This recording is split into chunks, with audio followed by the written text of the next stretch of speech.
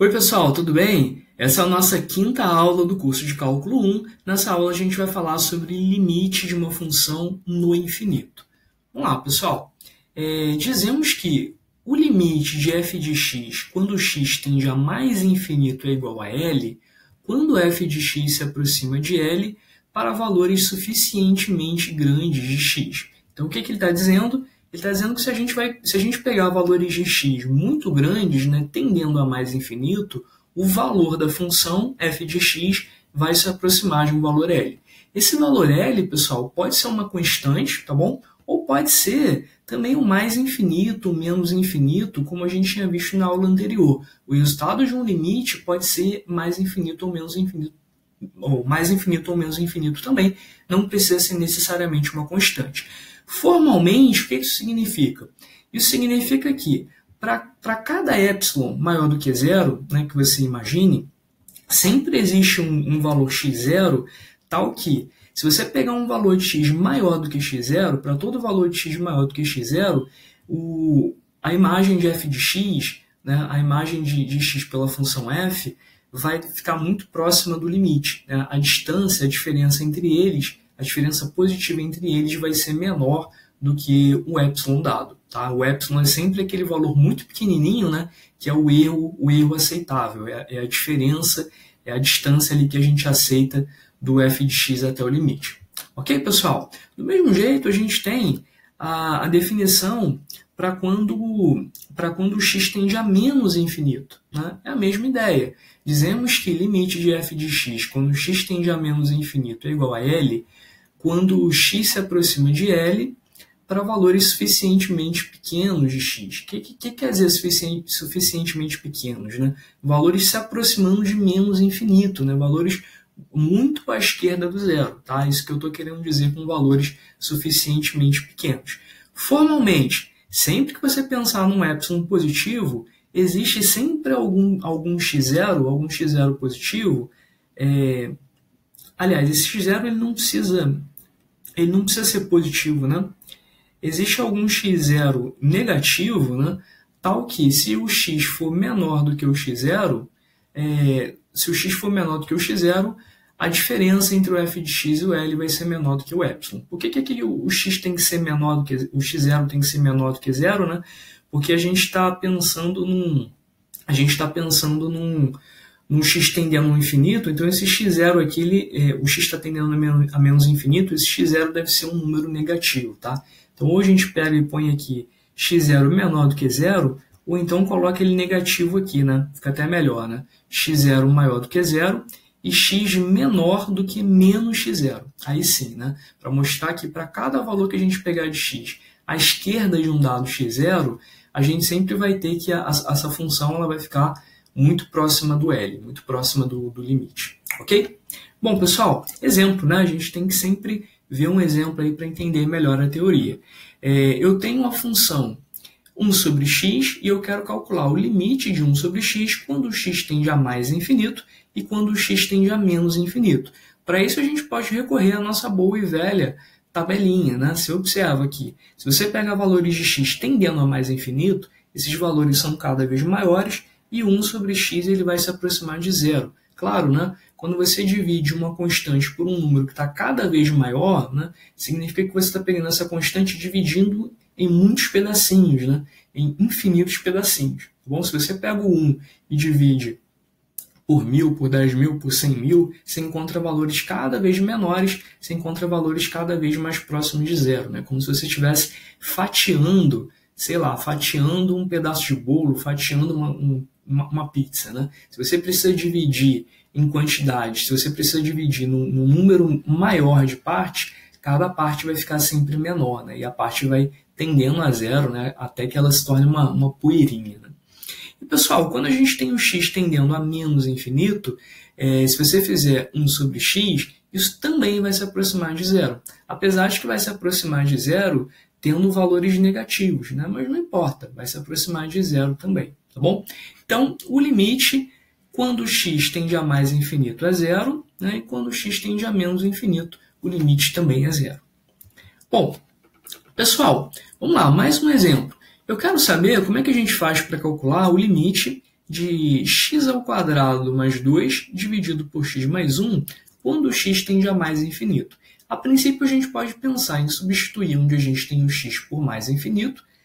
Mais infinito ao quadrado vai continuar mais infinito, né? Se eu tenho um número positivo muito grande e elevo ao quadrado, ele continua, né? Continua um número positivo muito grande. Quando eu somo com 2, ele continua um número positivo muito grande.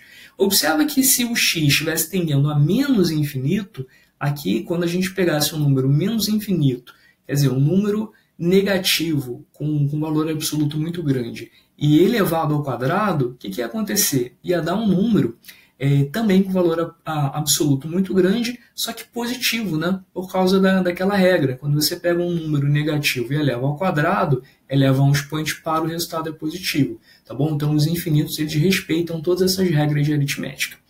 E aqui no denominador, a gente tem mais infinito mais 1, continua mais infinito.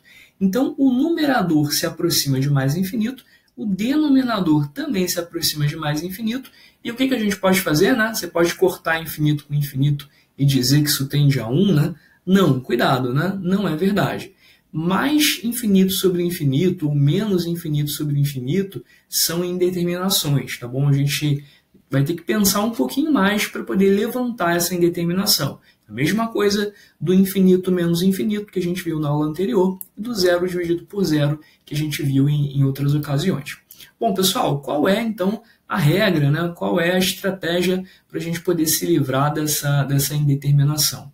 A ideia é a mesma que a gente tinha visto na aula anterior. Você vai olhar para o numerador e para o denominador e vai colocar a potência, a maior potência de x em evidência. Então, eu coloquei aqui o x², que é a maior potência de x em evidência, e coloquei aqui o x também em evidência, que é a maior potência de x no denominador.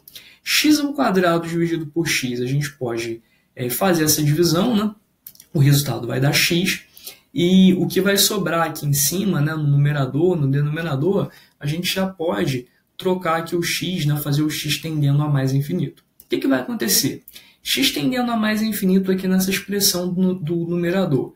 Vai ficar 2 dividido por um número muito grande, constante positiva dividido por um número positivo muito grande. Né? Isso vai se aproximar de 0, 0 mais 1, 1. Aqui embaixo, mesma história. 1 dividido por um número muito grande, um número tendendo a mais infinito. 1 dividido por esse número vai dar 0, somado com 1 dá 1. Então aqui na fração ficou 1 dividido por 1. A gente ignora, não vai afetar em nada, né? Porque está multiplicando um valor de x. Esse x está tendendo a mais infinito também, e esse vai ser o resultado do nosso limite. Então, essa expressão tende a mais infinito. O que acontece é que tanto o numerador quanto o denominador tendem a mais infinito, né? Só que o que acontece é que o numerador ele tende mais rápido, né? Ele cresce mais rápido do que o denominador. Por isso que essa divisão, essa razão entre os números tende a mais infinito. Certinho, pessoal? Bom, vamos ver mais um exemplo? Exemplo 12. Agora a gente tem um exemplo do tipo infinito menos infinito. Né? Se você tira a raiz quadrada de mais infinito, raiz quadrada de um número muito grande, vai dar um número muito grande. Né? Número muito grande mais 1 é um número muito grande, quando você tira a raiz quadrada também, né? Um número muito grande, um número tendendo a mais infinito. Então, dessa nossa análise inicial, a gente ficou com infinito menos infinito. Ah, infinito menos infinito é zero? Cuidado, né? A gente sabe que isso é uma indeterminação. E agora, né? Como é que a gente vai se livrar dessa indeterminação, hein? E agora? Pessoal, tem um truque legal, né, para esse tipo de caso. A gente pode multiplicar em cima e embaixo por essa expressão que a gente tem, com um sinal trocado, né? Aquela história de multiplicar pelo conjugado, né? Que a gente usa às vezes em racionalização, a gente usa em divisão de números complexos. É a mesma história. Você vai multiplicar em cima e embaixo por uma coisa que você pode chamar de conjugado aqui dessa expressão, né? Essa expressão com sinal trocado. O que a gente ganha com isso? A gente ganha que aqui em cima a gente vai ter o produto da soma pela diferença, isso vai virar a diferença de quadrados, né? Diferença de quadrados. Quadrado aqui da primeira expressão, quadrado de raiz de x é x, quadrado de raiz de x mais 1 é x mais 1, né? Você subtrai esses valores, x menos x deu 0, e menos com mais 1 deu menos 1, ok? E o denominador continua do jeito que estava. O que vai acontecer agora? Agora a gente pode fazer o x tender a infinito, né? Vai ficar aqui no denominador a expressão mais infinito e no numerador ficou menos 1, é uma constante. O que acontece quando você divide uma constante por um número muito grande e por um número que se aproxima de mais infinito? O que acontece é que o resultado vai se aproximar de zero, tá bom? Então a gente conseguiu se livrar da indeterminação. Infinito menos infinito não dá para resolver diretamente, infinito dividido por infinito também não, mas uma constante dividido por infinito, tudo bem, isso dá zero, ok? Bom, pessoal, é isso então. Essa foi a nossa aula de limite no infinito. Até a próxima e bons estudos!